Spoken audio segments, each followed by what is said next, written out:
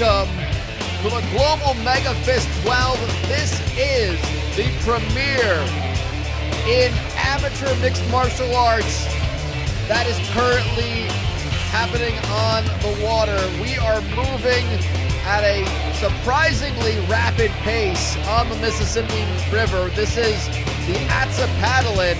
We are somewhere in Kentucky, which doesn't make sense to me, but I just kind of go with it. My name is Derek Osceola. I'm joined, as always, by Lucille Cramblecorn. We are social distancing. We are being safe, wearing masks and keeping at a distance from one another. But also we're stuck on this ship together and kind of just going with it at this point, Lucille. We're doing this again tonight, but at least we have some fights to watch. Yeah, we got fights. We're social distancing. We basically quarantined ourselves from, as far as I can tell, the entire outside world. I've seen a drone deliver a package here and there to, I guess, resupply us. But yeah, I've not seen anyone who had not already been on the Atzapaddling from the start. We've got no people on or off since we started this nightmare, what has become now a nightmare journey along the waterways of North America. And to be honest with you, anything I have been hearing about the outside world doesn't necessarily make me want to sound like I want to go back to it, but I do kind of miss, let's just say sea legs are a very real thing. I'm terrified the first time I have to walk on actual ground yet again.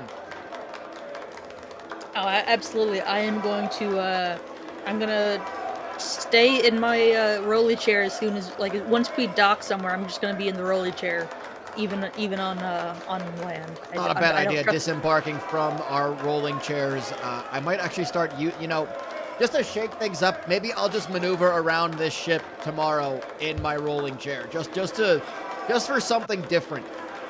Shake it up. You gotta keep things fresh. I feel like I've played solitaire with every combination of playing cards one can deal. Anyway, we have heavyweights in action tonight. This is going to be a huge, huge evening. A lot to talk about. Our main event is going to be a big one. It is also a rematch from last year's group stages. Fritz Milgram, Lonnie Fescue, two, well, at this point we can say staples to the heavyweight division. They find themselves doing battle yet again. Will Milgram get the win this time like he did last year, or will Fescue get revenge? A lot of points on the line, and, spots in the semifinals can start to take place with the right results tonight. So Fescue might be looking to stay alive in this battle. Oh, absolutely. Fescue, if he drops to 1-3, it's going to be really, really tough. I don't think he'll be statistically eliminated just yet, but it's going to be really tough if he's looking down 1-3 going into the next heavyweight fights in a couple weeks. But Milgram's a tough out. Milgram's always going to be a tough out. He's got so much power in his hands. It is dangerous to stand and trade with that man. No doubt about that. Should be a great main event. You can understand when you see the fight listings that clearly you're going to circle that one and say, that is the one I want to see as our main event. Two more familiar faces. Wanderin' Mo Volt, the all-seeing Zoltan, both sitting at 1-2, 6 and 5 points respectively between the two. A win can shoot another one, the right person, into playoff contention, while a loss might doom the loser to a relegation battle. That is going to be an interesting one as well. Oh, absolutely. You hit the nail right on the head, Derek. I mean, 2-2 especially with a first round finish can really bolster a struggling season. But 1-3, that is a lot of people might end up 1-3 tonight, and that's going to be a tough road to climb up from, depending on how the points shake out. You mentioned that again. We have actually 4 fighters at 1-2, and we'll see it in just a moment. But Jeff Perkins, handsome Jeff Perkins, the rookie, coming in and taking this group by storm. Currently 3-0. He fights the sock puppet enthusiast, Gabe Donahue, who has been struggling as well. It would say he's struggling, but 1-2, that puts him on record tied with 3 other fighters, where really the way this group has shaken out, nobody is fully out of it with 2 fights left to go. Oh yeah, absolutely. I mean, Perkins has pretty closely established himself as the top dog so far. There's a lot of parity below that, but it's not the kind of parity you're expecting everyone. Not everyone, but some of the people at 1 and 2 is interesting, especially for a lot of these heavyweights. I wasn't expecting some early season struggles from some of these guys. Yeah, and there we're seeing it right now. There is the standings going into tonight's fight. That's exactly what we're talking about. 3 through 6, all 1 and 2. The points, we'll explain that in just a moment once we're done with the review of this card. Perkins, 3-0. I mean, a victory for Perkins pretty much clinches a spot. He is all but clinched a spot in the semifinals. The top 2, of course, advance to the playoffs after 5 fights. Milgram in good position. Fescue, Volt, Zoltan, Donaghy.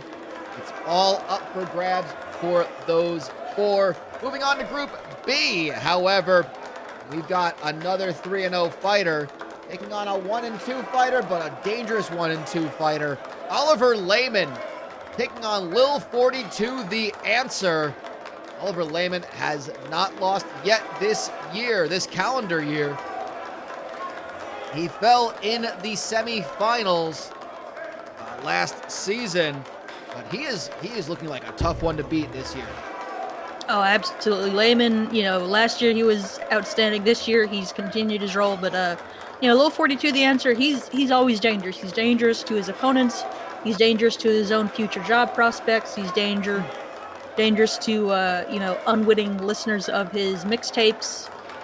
A lot of danger in this young man. No doubt about that. I would have to agree with you. He is dangerous. He's even dangerous to anyone who has a conversation with him. You really just want to avoid that at any cost. Battle of the 1-2 fighters. Damian Adder, Marty Sweats, the snake-like man, the serpentine-like Damian Adder, taking on the man who likes to eat on stream, eating in a public setting, Marty Sweats.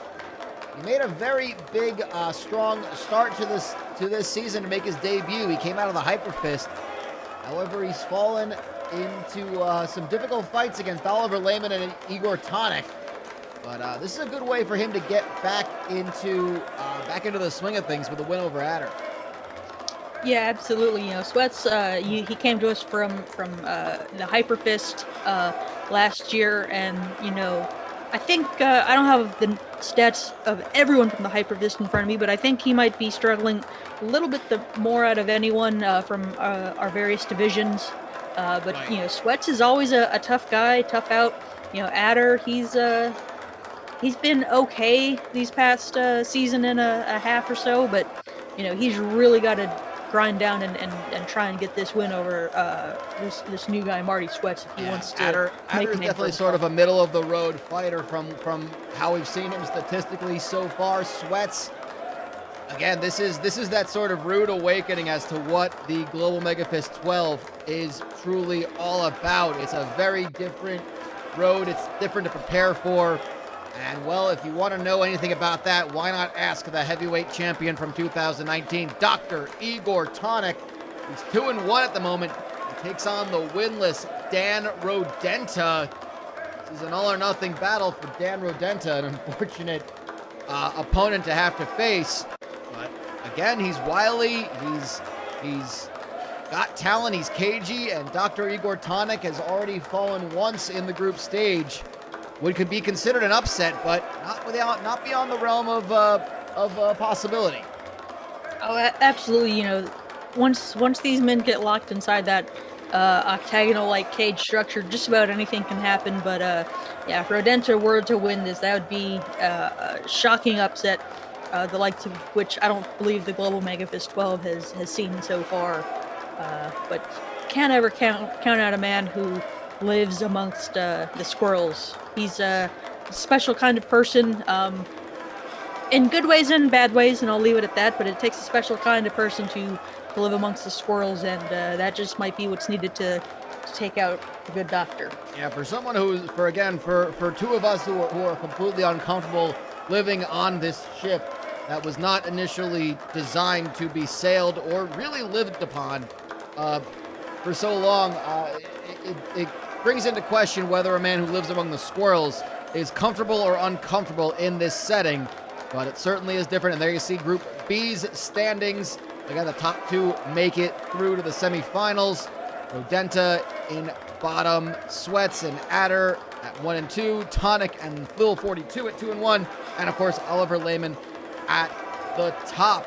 We have so much to get to. A quick brief in case you were wondering, what exactly is the Global MEGAFist 12? We're going to explain that to you right here at the top of the show. Of course, all of our fights tonight are amateur mixed martial arts, which means they have 3 rounds of 2.5 minutes or 150 seconds, which will be counting down in the bottom left-hand corner of your screen.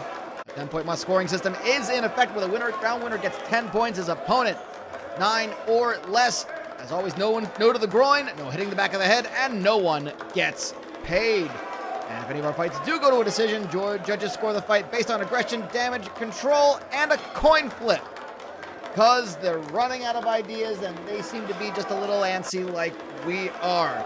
I understand that completely. That being said, we talk about points, we talk about playoffs. That confuses you, or if you need a bit of a refresher as to how the Global MEGAFist 12 works, and we've got a quick explanation for you right now. You should understand everything after this. The Global MEGAFist 12 is a grueling competition like nothing ever seen before in mixed martial arts. First, the 12 fighters are drawn at random into 2 groups of 6 fighters each. Each fighter will face off against the other 5 in their group. A win is worth 3 points, while a draw is worth 1. In addition, bonus points are awarded for how fast a fight is won.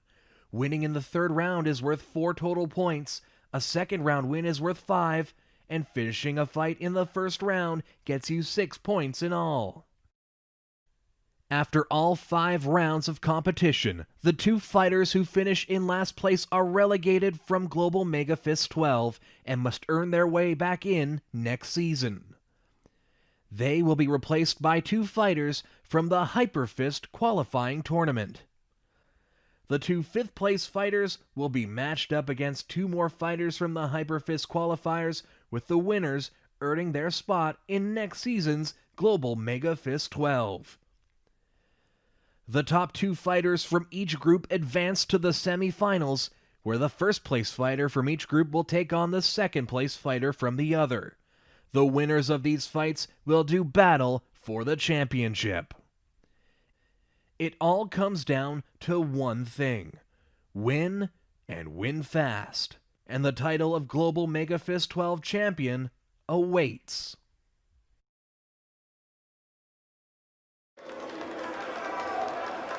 And that should hopefully explain that it is a format that is best understood when you see it in action. And it sure is in action. We're going to get things started with our first fight. It's a big one. We get to see handsome Jeff Perkins on display against Gabe Donahue. That one is coming up right now.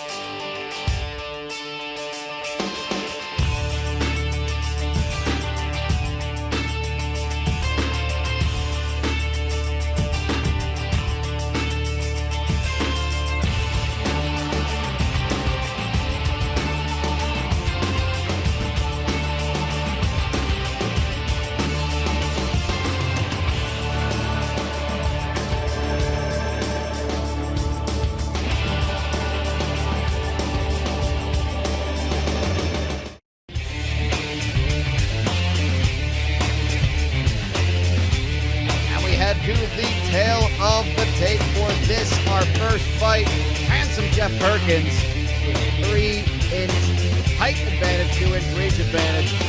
And of course, all of our fighters are being asked for their senior superlatives, basically what they were most likely to do. Most likely to be ridiculously handsome, says the man whose nickname is Handsome Jeff. And Gabe Donahue, we're just going to let that hang in the air. Ready? That's... He's a weird puppet man doing weird puppet things. Yeah, well, usually when you say you have your hand in something, that means you're always kept busy. I don't think he meant it literally, but he took it literally. And they are going at each other right off the bat with a big up kick from, well, not really an up kick, but just a front kick kind of just thrown, thrust upward for Donahue. That's one of those quick sort of, hate to say flash knockout sort of maneuvers, but that can catch you completely under the chin off guard and end a fight immediately. Absolutely. They always say the one shots you don't see are the ones that hurt the most, and something like that straight up the center line, you're not expecting it. That can really catch a fighter off guard. No doubt about it. Nice big body kick, thudding kick by Perkins. Doesn't usually throw a lot of kicks. He's more of a hand thrower, puncher. And makes use of the takedowns and ground and pounds, but see, he's just got that ex-football sort of player build. I mean, he still has the build of a football player. He just doesn't play anymore professionally or amateurly or in any sort of way. But he still has that build, and that just means those very powerful thighs just crunching into the ribs of just moving that chin, crunching it into the ribs of Donahue. Already about halfway through this round. And, Donahue tripping up again. Interesting to see Perkins going for some kicking. Yeah, he doesn't do a lot of things with a lot of subtlety or deception. It's just straight up. Gabe Donahue, or sorry, Jeff Perkins rather, is going to kick you. Here it comes. You just have to be prepared to take that big, heavy, powerful blow that he's throwing at you, because that guy is strong. No doubt about that, but Donahue has been working in the guard. This is a smart strategy, I think, to neutralize the power that we've just seen Perkins have. Perkins has won all 3 of his fights by TKO, 2 of them in the second round, 1 of them in round 1. He just has the ability to just overpower his opponent. Yeah, but I mean, we saw Gabe stuff several of Jeff's takedowns early, and I was going to say that's going to be a key to Gabe winning is he can keep himself off the ground with Handsome Jeff on top. That's going to be key, because if Handsome Jeff gets on top of anybody, he can shut the lights out with just a few big punches and elbows. He is that strong. Certainly can, and I think we saw basically the latter minute of that round, the final minute of that round was Donahue on top trying to stay busy. Whether or not he did any damage, it's hard to say, but as far as control goes, if you're the judges and you need something to kind of sway the round in one way or another, I think you give that one to Donahue. But that looks like the best shot so far, that rear left hook from the southpaw Perkins. Followed up with a nice jab to the body. Just very good boxing from the handsome one, the male plus-sized model. When you go jail, blow, which come back is nice with the to see. jab. That is there's always a You ready? career in aesthetics for those in football.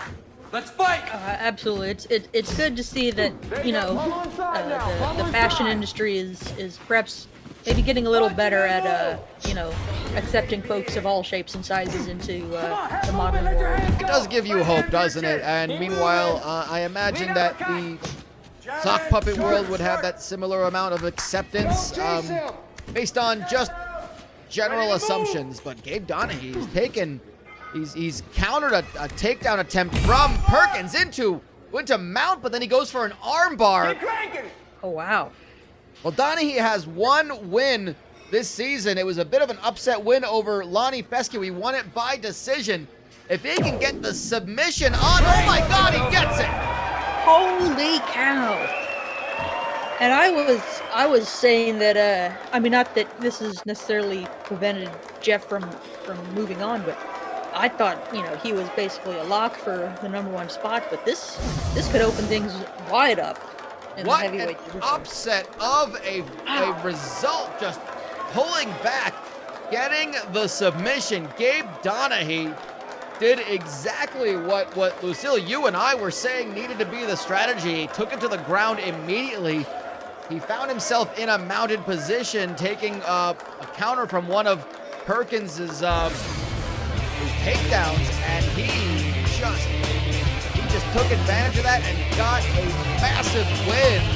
And with 4 fighters at 1 and 2 in that group, that may have made a huge difference for Gabe Donahue's Global MEGAFist 12 this year.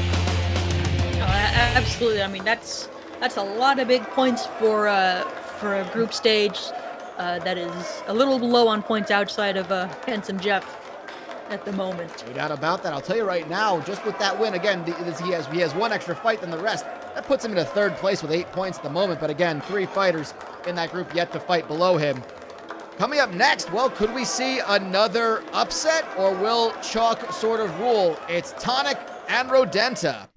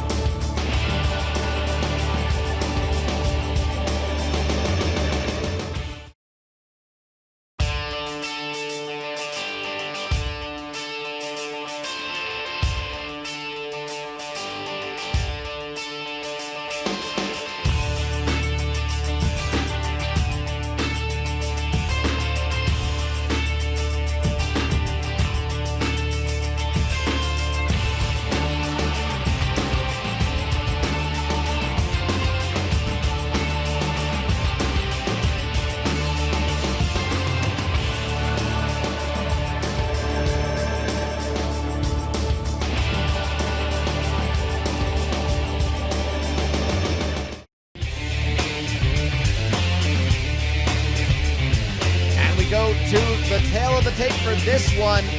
Again, Dr. Igor Tonic, perhaps one of the, I want to say, he's one of the largest members of our heavyweight roster at 260 pounds. He towers over Dan Rodenta. 3-inch height advantage, 4-inch reach advantage, and, well, most likely he just kind of speaks for itself, doesn't it? Are you ready? Yeah, it's interesting, you know, I mean, is this their current most likely to, or is this literally what their senior class selected for them? Because it's interesting that even at, you know, 17, 18, Dan Rodenta was clearly destined to be a weird squirrel man. I guess you don't get into that later in life. You kind of have pretty much preordained. I guess sometimes they show signs of it early on. I don't personally know Lucille, but that is certainly something that telling is, I think, the best way to describe that. Definitely telling. Well, Dan Rodenta has not had the best of seasons this year for as far as Global MEGAFist 12 goes. He did, in fact, last year he finished 3-2, and I'm kind of just looking through some of his previous results. And who, because these two have done battle in the past before, and oddly enough, Dan Rodenta, September of last year, almost a year ago, scored a knockout, giving Dr. Igor Tonic his only group stage loss. Of course, Dr. Igor Tonic, that would be his only loss in 2019. He then went on to win the entire heavyweight tournament. So we were talking about it being a huge upset, but for Dan Rodenta, this could just be whatever I did last year. Do it again and do it harder. Yeah, and, you know, a guy like Dr. Igor Tonic, you know, he clearly is the type that is motivated by revenge, and sometimes, that kind of drive tends to backfire for a lot of fighters, and just a lot of people in general. I guess the old saying is, when you seek revenge, dig two graves. Yes. Dr. Igor needs to be careful not to get too aggressive, overextend himself too much, and open himself up to, another knockout shot as he's fighting Dan Rodenta. Very good point. Especially when you're fighting a man of the squirrels. I don't know if that grave needs to be smaller. We're also at sea. I don't know if that would just be like a burial at sea, if no graves would be needed. Lots of questioning to be asked here. But we go to a second round, and Dr. Igor Tonic looks like he's been through a war already. Him go a little bit. And Rodenta just knows how to scrap, and for a man who is 0-3, a lot of turns. His most recent loss, a TKO loss to Oliver Lehman. He's a guy who might just know how to play spoiler. Yeah, absolutely. It takes a special mind, a special mentality to hang out in a tree and store acorns all year, and that kind of person might be uniquely suited to just see a massive favorite in a fist fight and not really care about what the odds or what general logic would dictate is supposed to happen. He's not going to let that affect him. I don't know if Dr. Igor Tonic is the kind to overlook an opponent. To be fair, I will say this victory came when Tonic was 2-0 last season. Rodenta was 1-1, having just lost to Oliver Lehman, which again is not much of a barometer. Although, oh my goodness, well, he just drops Tonic with a spinning back kick. I don't think I've ever seen a squirrel do that. What is going on tonight, Derek? It's over. Well, is there some sort of weird, is it the sea? I don't know what, is it Kentucky? Is it the fact that we are on a moving riverboat? I don't understand. I rarely get a good cell signal anywhere on the Axipatlan, but I did see that apparently some teens hexed the moon this past week. Is this a moon hex going on tonight? Are we in danger of a moon hex? I could potentially believe that at this point. That is the kind of way this year has been going, personally and professionally. That being said, Dan Rodenta gets his first win of 2020. The man went 3-2 last year, finished third in his group behind Tonic and Lehman. So again, that shouldn't be neglected. That being said, Dr. Igor Tonic suffering loss number 2 at this time. That is very surprising. But we have, my goodness, well, folks, we have quite the evening for you. That is a heck of a way to start off our evening with two, easy to say, upsets on paper with Perkins and Tonic, two potential semifinalists, both losing right off the bat. I am baffled. I am shocked. No doubt about that. Well, we do in fact have, we're going to take a quick break from the live action. However, the action does not necessarily end. As you may remember, we talked about folks like Handsome Jeff Perkins and Meat Eater Marty Sweats qualifying via the Hyperfist tournament last year. Well, the Hyperfist is happening again. It has been happening. And we have some recaps of how this has been going. The first 2 rounds of the heavyweight Hyperfist, we have twice as many competitors. 2 8-man double elimination tournaments with spots in next year's Global MEGAFist 12 on the line. We're going to take a look at the first group of 8 in just a moment and talk you through the field of competitors in this year's Hyperfist.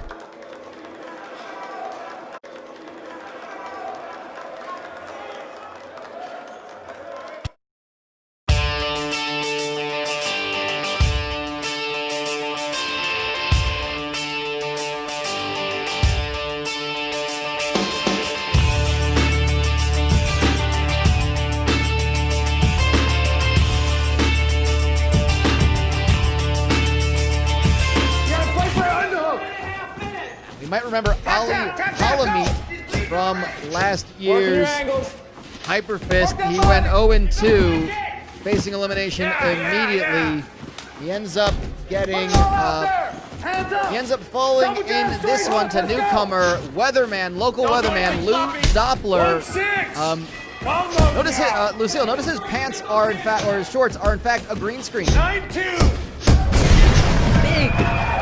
knockout from Doppler. I guess the green screen served its purpose to blend Doppler in and prevent Holland from getting a good read on things. I guess so. That's going to be a difficult fighter. I mean, we saw those fights. That's an impressive win for Doppler in his debut. And look at this, the two fighters who were relegated from last year's Global MEGAFist 12. That's just how the draw worked out. Guff Magnuson, the elementary school security guard, taking on Mall Santa, Nicholas Polka. Yeah, it's two familiar faces from anyone who watched last season's Global MEGAFist 12 proper. You know, both men didn't really have much of a season last year, but wow, Magnuson with a huge KO. And I think Nicholas Polka needs to hang his boots and mittens up at this point. He's lost number 6 from just as many fights by Nicholas Polka. Guff Magnuson did have a win in the group stage, but he gets a big win. The knockout.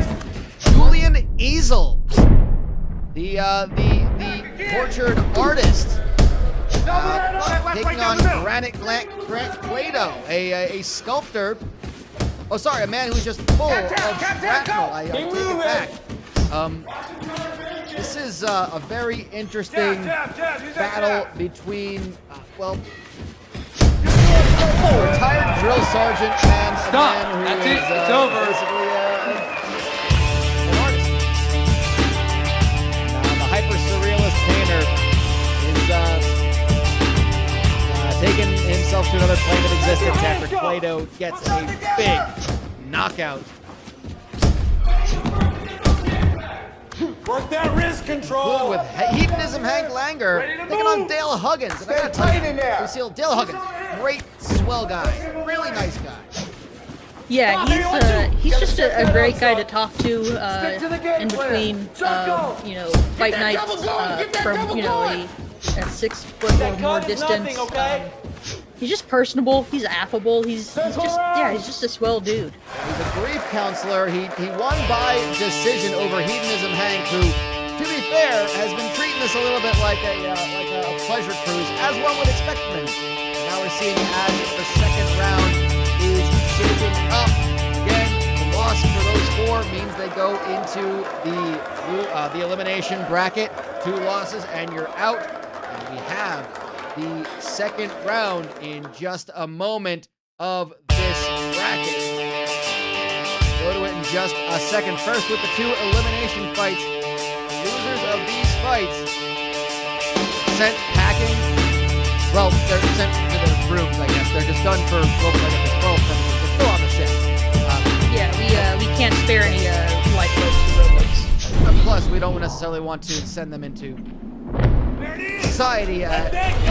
Who knows? We are quarantining just as much as the world. Yes. Yeah, absolutely. Hands up! Hands up! I presume. I have no idea what is happening in the world for the most part. Polka is just it's been a rough go for him. Don't stand there. I've seen him spending a lot of time talking to Dale Huggins. Oh, this is me. That's it. A lot of crying, a lot of air hugs, which is just kind of unfortunate. It's sad to watch and uncomfortable to watch when they happen. I don't necessarily feel comforted by an air hug, but Nicholas Polka is the first casualty of the Hyperfist this year. He will be sent packing. And have to wonder if he will come back after Christmas in 2021. If he does, good for him. But it will be the Hyperfist yet again. Let's go, guys. Fight. And Hedonism Hank Langer. You keep going till something opens. Hedonism Hank, well, he fell to a decision yet again, but Easel presses on and will stay alive in this one. We'll see more from the hyper-surrealist painter. Talking about the semifinals. Doppler and Guff Magnuson 2 wins away from an automatic spot. You win that top level bracket, just a straight up tournament, you are automatically in the Global MEGAFist 12. Guff Magnuson would love to make a return, and he's looking to try to do that right now in this fight with Doppler, but it was a tough go for both fighters. Working now. Yeah, absolutely. You know, Magnuson, he has a little more experience, but you know, sometimes Control his hands. that doesn't account for much. You know, Doppler just a tough out, very close fight, just edged out by Magnuson. Ultimately took the decision. We did not need to go to the judges for this one. Grant Plato, Dale Huggins, Nice the body drill sergeant shot. instructor who has Punch and shrapnel move. through Again. and in his person, taking on base, the little brief base. counselor. I gotta say, your Huggins, you'll probably settle for an air hug with Plato. There might 1-6. be some spininess and some sharp pointed objects. 45 seconds. We take it into the round 2 where this There we fight go. basically came to its conclusion. And Plato was a fighter who took the win by knockout. That's it. It's over. It's over. Plato made it this far last time in the Hyperfist. He won his first 2 fights, ultimately fell short, but look at that. Guff Magnuson, Grant Plato, the winner of that fight, is back in the Global MEGAFist 12. That is how the heavyweight Hyperfist is at the moment.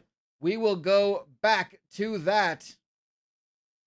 We will go back to that in just a few as we have the other bracket of 8 fighters to recap. That'll be in just a bit.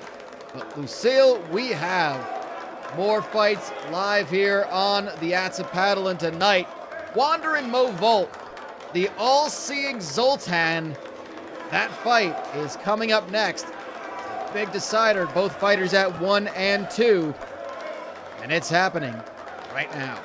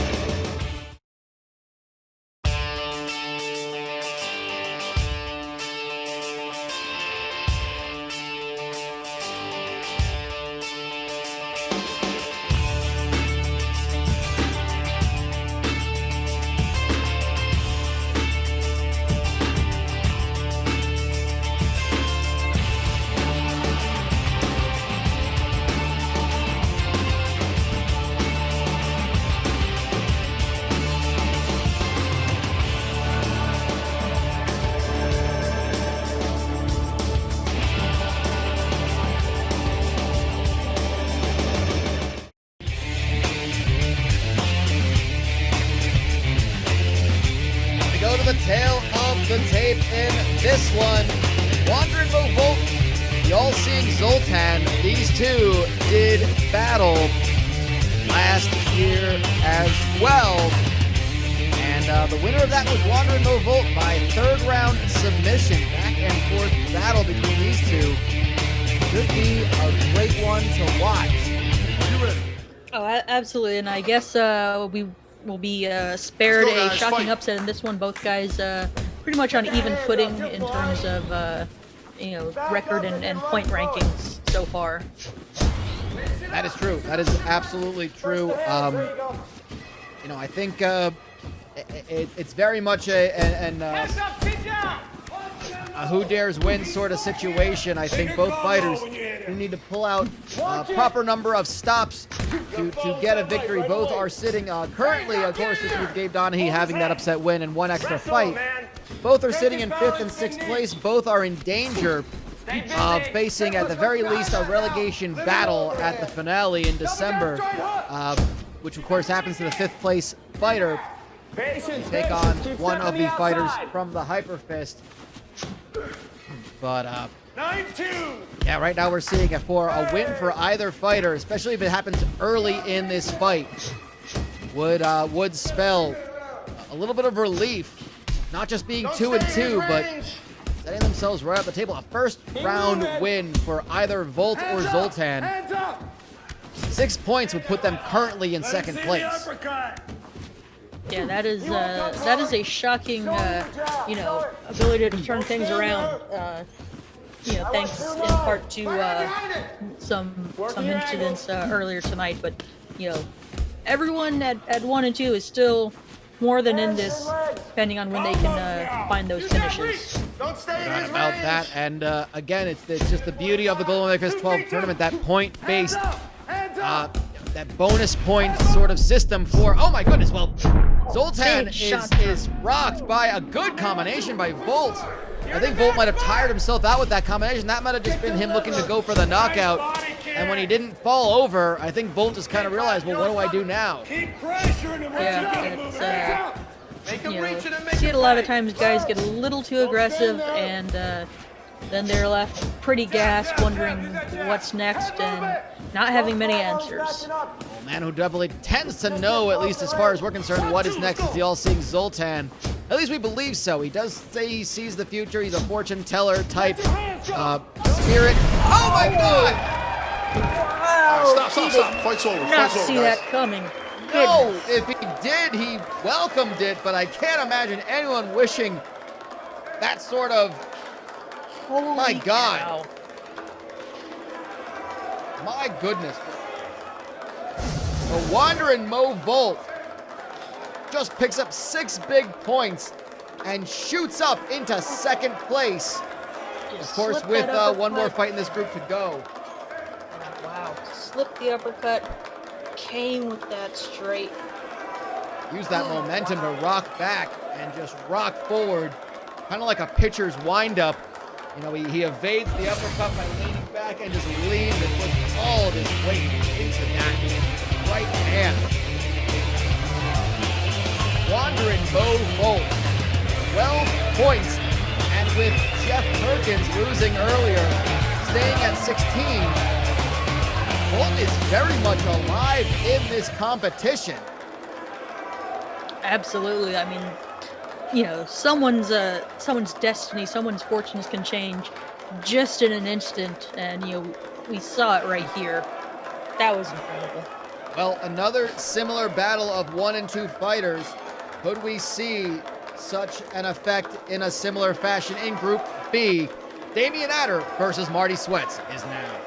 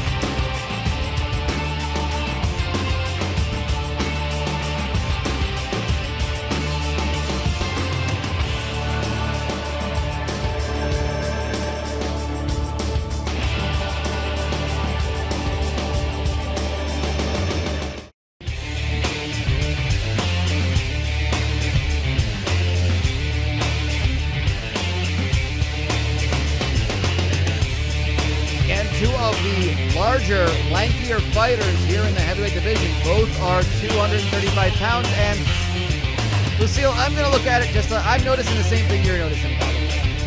Yeah, I mean, I guess it makes sense when you think about it, but it's not something you want to think about for too long. No, I would have been happier not ever thinking about that.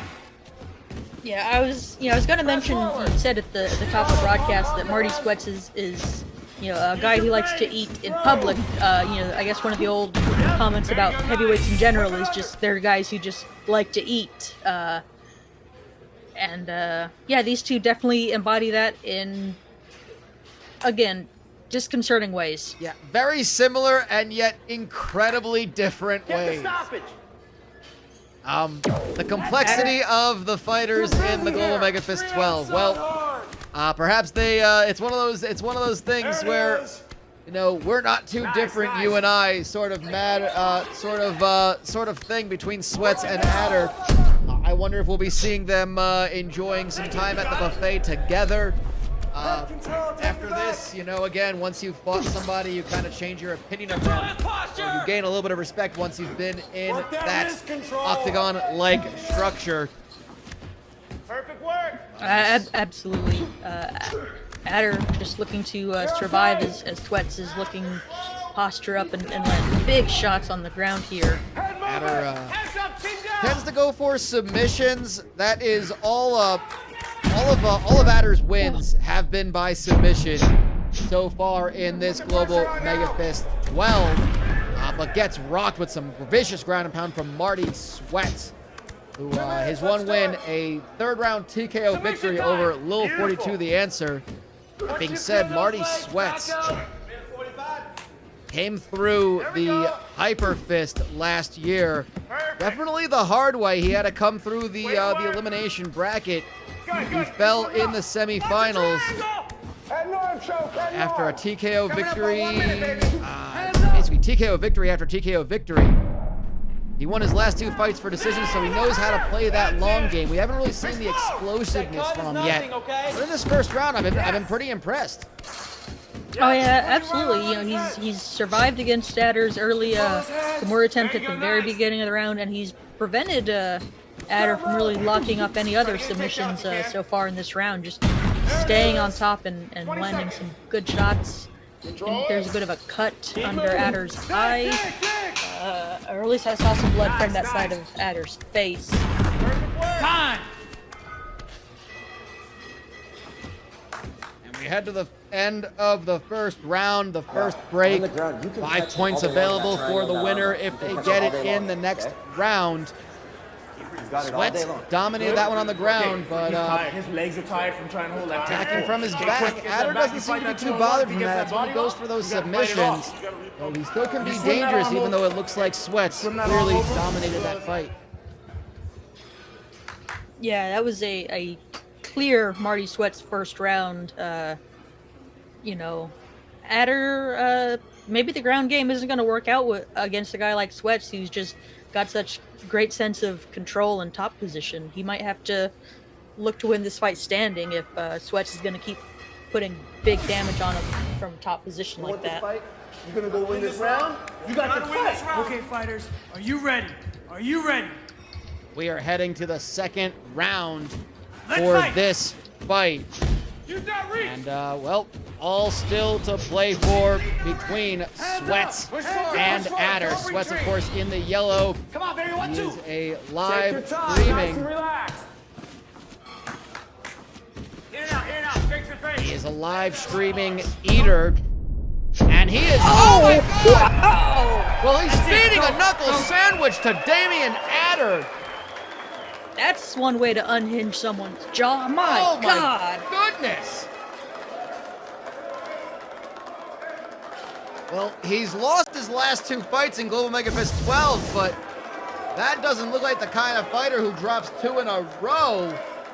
Ooh. Oh, he comes back with a vengeance. My gosh. They were trading hooks, but Sweats he's got those 2 inches shorter. I guess he just generates a little more power. Adder is one of our lankier guys, and if you're that tall, a hook is maybe not the best choice. You got to go with straight punches. Wow, that was a brutal finish.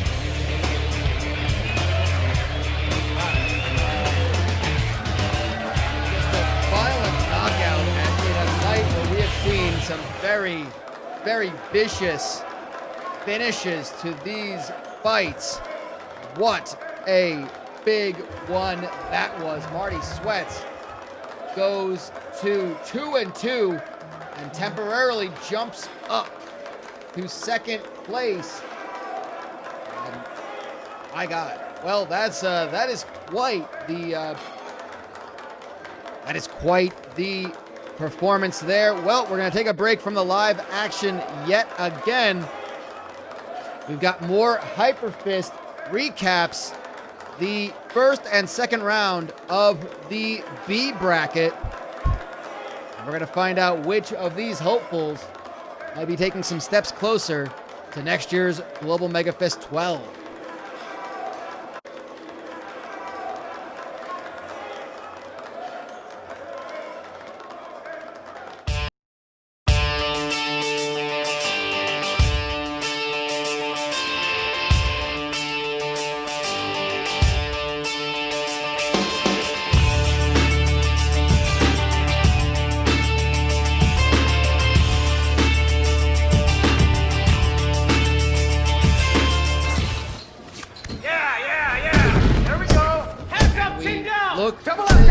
We get started with a newcomer, Professor Andre Carson, a controversial, very confrontational as well, university professor.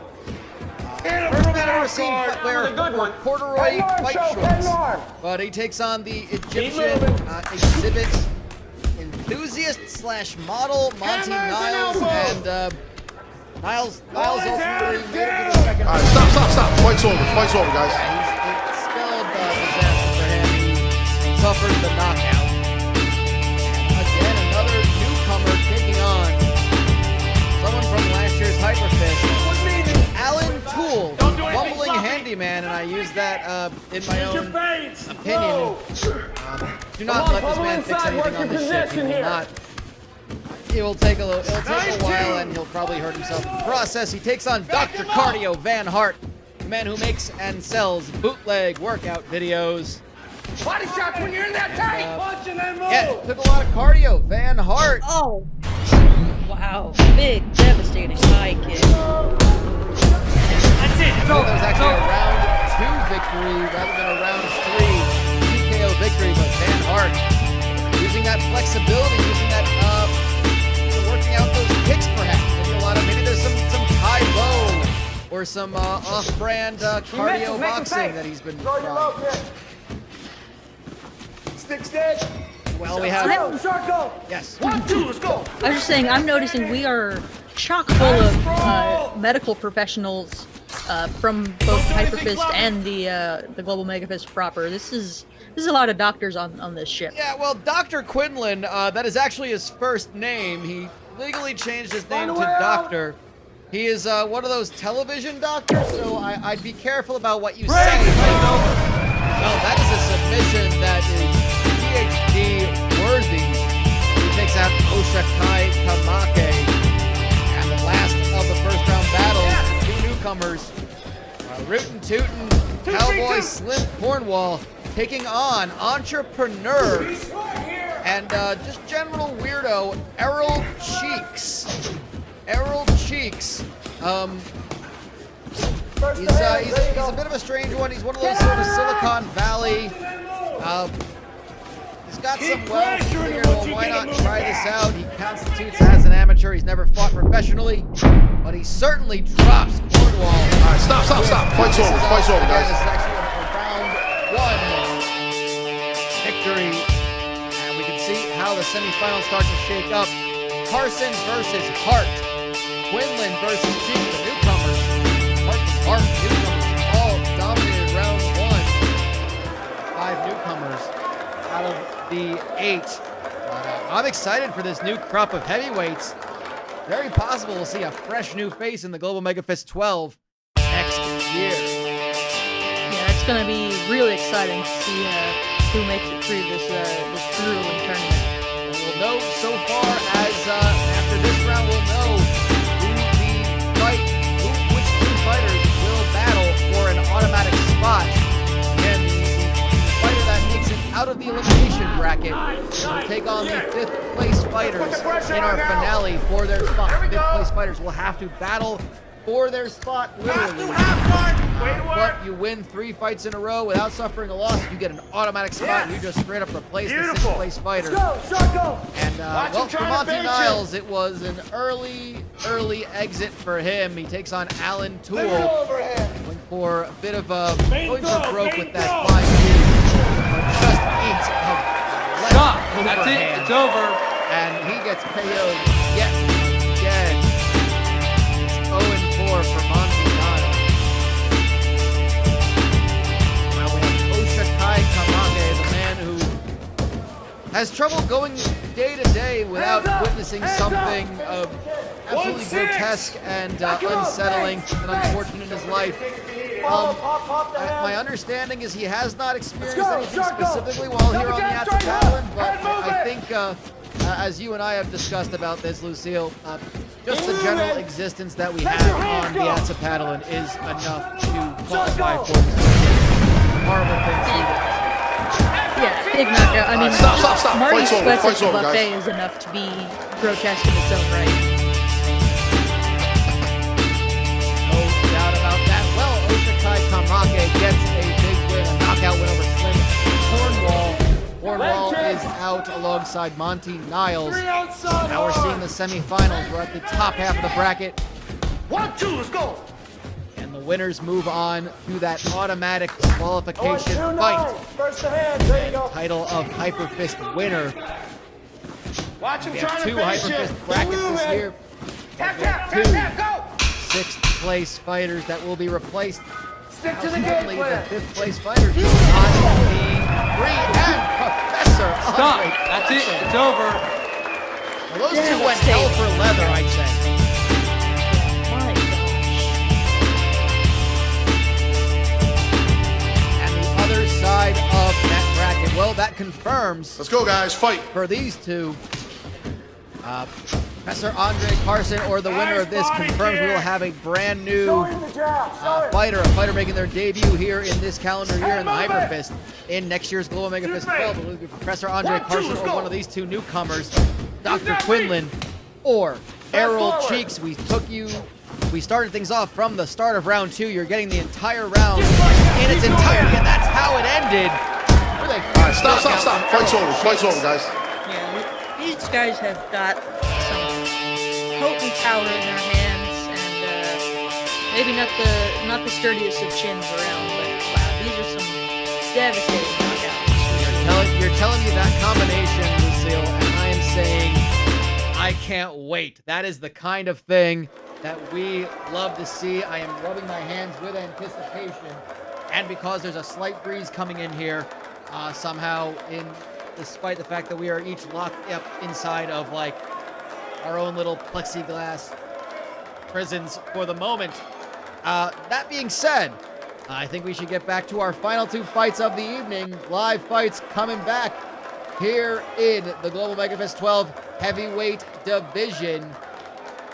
Finish up Group B with the leader, Oliver Lehman, 3-0, taking on Lil 42 the Answer, who desperately needs a win.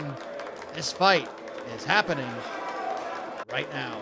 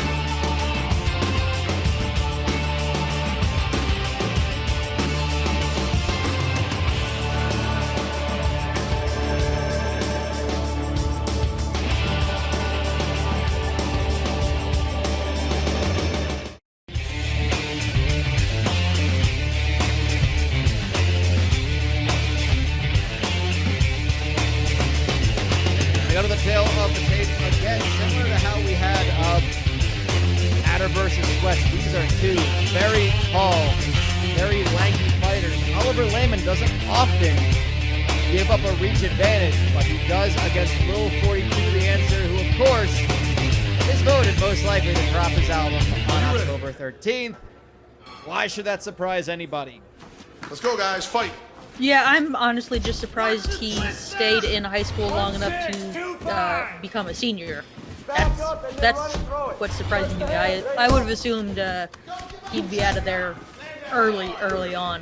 Hold his hand. No doubt. Well, one of those things where, you know how you said, you know, he didn't even get it right. It's November 13th, like on his shorts. Okay, sure, whatever, little 42. Double jab, straight hook. 1-6. I guess if that was his high school superlative, then he's off by a month. If he was Break his balance. making it up, then he doesn't even remember to look at his own shorts, which just tells you all you need to know about Little 42 The Answer. But Oliver Yeah, I mean- Lehman is a powerful, powerful man. Oh God! Big knee up the middle. What a perfect time! What a perfectly timed statement, as he is just ground and pounding his way. Stop. Oh my Fight's over. God! Fight's over, guys. The ref, I don't know what the ref was waiting for, but that could have been stopped half a dozen punches ago. Well, the referee perhaps was waiting for the mixtape to drop as well. Instead, it was just Lil 42's hands and head dropping. You know, perhaps the referee is someone who's had to talk to Lil 42 The Answer before, and just was taking his time with that one. I don't condone it, but I understand. Oh yeah, absolutely.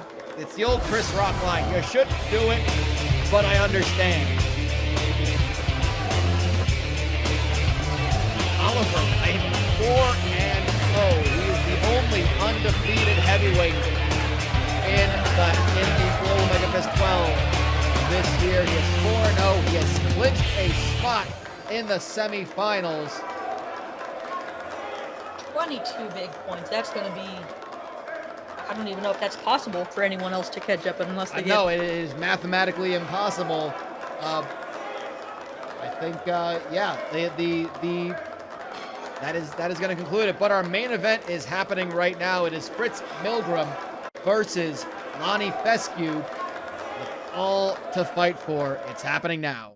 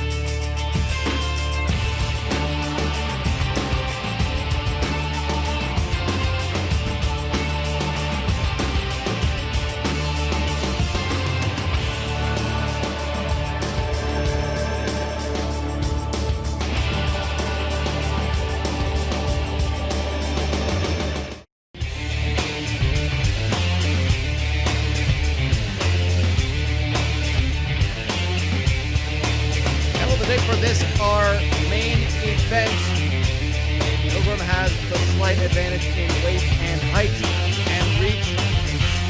And these two did battle in last year's tournament. Battled each other fairly early on, the second fight of the entire group stage. Ready? Fritz Milgram with a second round TKO victory. Let's fight! Knowing what you know, Lucille, about these two fighters, what does Lonnie Fescue have to do if he wants to change that fortune and get a win over a man that we've thought was seemingly unbeatable from last year. Take him down. Well, he had a good idea there, looking for that takedown. You know, he's got to either be all the way outside and away from Milgram's big, heavy punches, or he's got to be all the way inside to negate that kind of power and get in on a takedown and use his ground skills to dominate Milgram, which, you know, he's looking to do right here. Strong strategy, I think. You know, if I was presented with those two options against Fritz Milgram, I think I'd go with the one that Fescue was using as well. Again, the lawn dad himself. He went 4-1 last year, made it to the semifinals, ultimately fell to Dr. Igor Tonic in the semis. Milgram defeated Oliver Lehman, only to lose to Tonic in the finals. Fescue, this was his only loss in the group stage last year. He's already 1-2. It's a strange predicament for him. He's fighting from behind.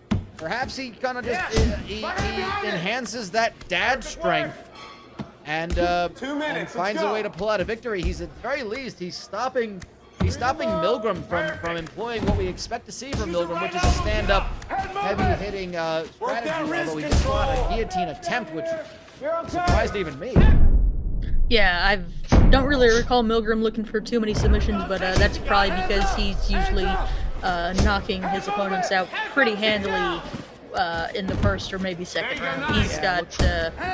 He's got a lot of power on the feet. 1 minute. Yeah, Milgram's 2 wins this year. A first-round knockout, a third-round knockout, and of course, just going through last year, a second-round TKO, another second-round TKO, a second-round knockout, first-round TKO, and first-round TKO. He doesn't waste time, and he went 5-0 last year, but he did it also with 27 out of a possible 30 points, but he is getting worked, and dare I say, that bell came at a perfect time for Milgram. He was looking to lose the plot, I think, and I think Fescue was starting to get into a groove. You swim that on Yeah, absolutely. You know, I was going to say it's the one downside to the points is that I think a guy like Fescue definitely prefers a drawn-out, grinding fight, and you know, when you're down 1 and 2, you've got to get those quick finishes. You got to rack up points. So, you know, taking someone into deep waters might be his best way of winning, but it's not going to get him, you know, up the rankings as quick as, you know, just going for that finish. Which is what I think we saw at the very end of this first round. Yeah, I think if you're gonna, I will. To be fair, when you do get that win, if you just continuously win, that is going to obviously trump anything. As long as you're constantly winning. You ready? Fescue's 1 win this year actually does seem to catch his opponents off guard. You're absolutely right. His style does lead for these grinding fights. He does have 1 decision victory over Wandermo Volt. He just, wonderful counter. I think Milgram saw the very clear strategy of Fescue and went for a submission, but just sort of fell forward and took the position, but he gave it up. And here's Fescue in the mount. This is where Fescue can work. Oh, absolutely. Put those big, heavy dad hips on top, but good reversal from Milgram. And a reversal back from Fescue. You know, they often talk about, you know, a mother having childbearing hips. Well, perhaps a father can have child-siring hips, as they are an essential part of a ground game. You know, how you can move with your hips, how you use your hips to generate power, to establish position. You gotta fight for an underhook. Fescue has those and can use them, and he's just been grinding out this. Again, just working for position, moving to side control. Back to a butterfly guard from Milgram. Looks like he's just wanting a stand-up as best as possible. Milgram seems to be a bit at a loss here from his back. Oh, goodness me. Yeah. Oh, wow. It looked like he's in big trouble. This is not the Fritz Milgram we were expecting to see in this fight. He's being taken completely out of his game. Down, then go upstairs. Yeah, I mean, I think... Stop. That's it. It's over. And He was taken out of his game. Now he's taken out of his consciousness. Holy cow. A night of, dare I say, I don't want to disrespect Lonnie Fescue, but a night of upsets here in the Global MEGAFist 12. Lonnie Fescue making it 1-1 against Fritz Milgram and taking the big victory for That was 5 sudden and violent. very large points. My goodness. Well, it's been a night of knockouts here in the Global MEGAFist. The heavyweights bring what they promise and what they advertise. Oh my word. That was, again, as you were saying, it's not exactly an upset in terms of career records, but for this season so far, it's a bit of an upset for Fescue to get that victory. Wow. That was...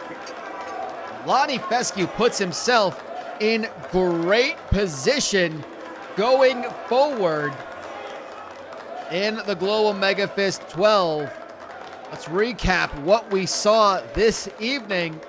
Group A, Lonnie Fescue, Wanderin' Mo Volt, and Gabe Donahue all taking 5 or 6 points. Huge points being scored in Group A. And let's see what it does, not only with those upsets, but let's see what it does, Lucille, to the standings. I mean, it's so tight in that battle for second place, and even first place is up for grabs with the final fights happening in just over a month, just under 2 months away, September 28th, our 13th episode. I mean, it's all to play for. Perkins is not necessarily safe. Perkins takes on Volt. Fescue versus Zoltan and Milgram versus Donahue. These are very interesting fights where anyone can escape from the bottom 2, and anyone can, almost anyone, I say that Donahue and Zoltan can escape the bottom 2. Perkins and Volt are not safe at the top either.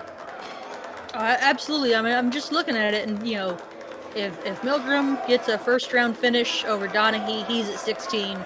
If Volt gets a third round finish, he's at 16. If Fescue gets a second round finish, he's at 16. If Perkins lose, I mean, yeah, there's so much, exactly. Everything is hanging in the balance. I think one thing we can, in fact, I think with some certainty say is that Volt versus Perkins feels like it's a clincher of a fight. I think Volt would have to win by decision, and then other things would have to happen to remove him from contention. But for almost, it's not mathematical, but Volt versus Perkins feels like a play-in game, a play-in fight, if you will, to make the playoffs. But everything is really up for grabs. No one is safe. No one is completely out of it. Everyone has something to fight for in the next episode. Meanwhile, let's head over to Group B, where it tells a little different story, Lucille. Again, Oliver Lehman continuing his winning ways. He has gathered 22 out of a possible 24 points. Meanwhile, Marty Sweat's getting a big win. Dan Rodenta getting his first win as well. And take a look at this standings. Oliver Lehman is, in fact, guaranteed a spot in the semifinals. But literally everything from 2nd to 6th is up for grabs. Sweats versus Rodenta, Lehman versus Adder, Lil 42 versus Tonic. There is so much to fight for in that last round. Nothing can be certain aside from who. We do not know who will join Oliver Lehman in the semifinals. It could be any of these 5 others. Yeah, this is episode 13, September 28th. I mean, tune in obviously for Group A to see how that shakes out, because that is a wild situation. Group B, even more wild. We've got 1 locked in, and then, as you said, 5 big question marks. we don't even know who's, I mean, if Rodenta and Adder have strong performances, I mean, we could see the number 3 and 4 guys, even the number 2 guy, drop down into relegation. Just it's very possible. A Rodenta win, an Adder win. Yeah, it could very well drop Sweats at the very least. There is a possibility with the right results that Sweats and Tonic go from 2 and 3 to 5 and 6. It's a long shot and it needs the right amount of results, but I'm telling you, mathematically, it is possible. And that is not a thing I would have ever imagined going into this tournament.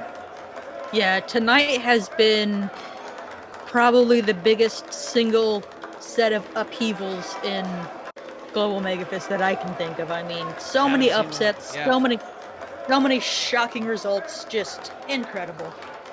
No doubt about that. However, we are going to be joining you again in 2 weeks' time for the middleweights having their 4th fights.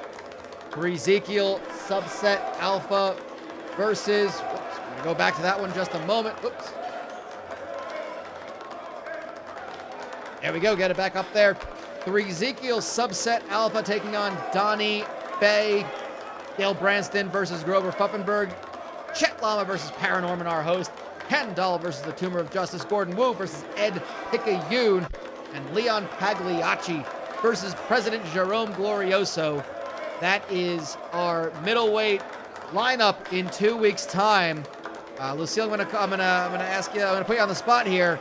Any of those fights particularly you are excited for? Anyone you're circling on your list?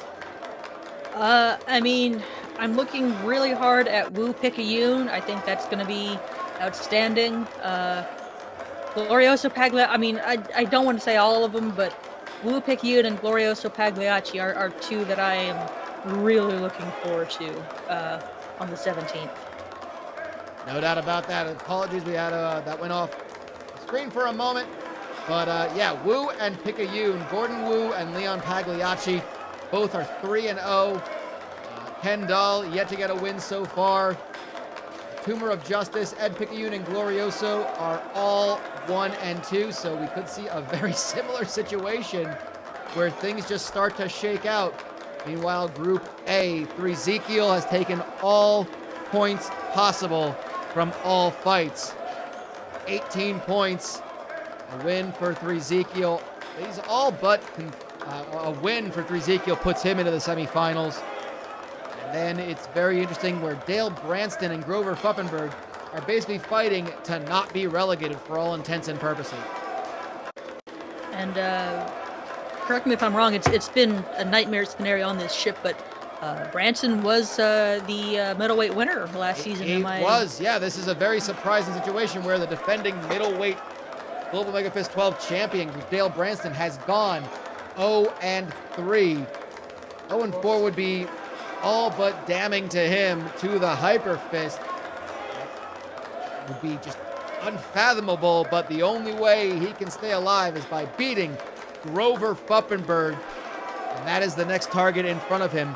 That is happening in 2 weeks' time. If that doesn't get you excited for 2 weeks from now, I don't know what will, especially since you guys all watching at home are at least in society and able to go and do other things with your time while we are stuck here on the Atsa paddling. Lucille, it has been a pleasure as always. I look forward to recapping this at the buffet, which I am going to be rolling in my chair to momentarily. What do you say? I think we should possibly maybe a little race to the buffet in the rolling chairs. I will take you up on that, Derek. That sounds fantastic. Excellent. Well, that is going to be it for us here at the Global Megafist 12. Thank you so much for joining us. We will see you again in 2 weeks' time for episode 11. For Lucille Cramblecorn, I'm Derek Osceola. We are stuck on a moving riverboat. We haven't been on dry land in months.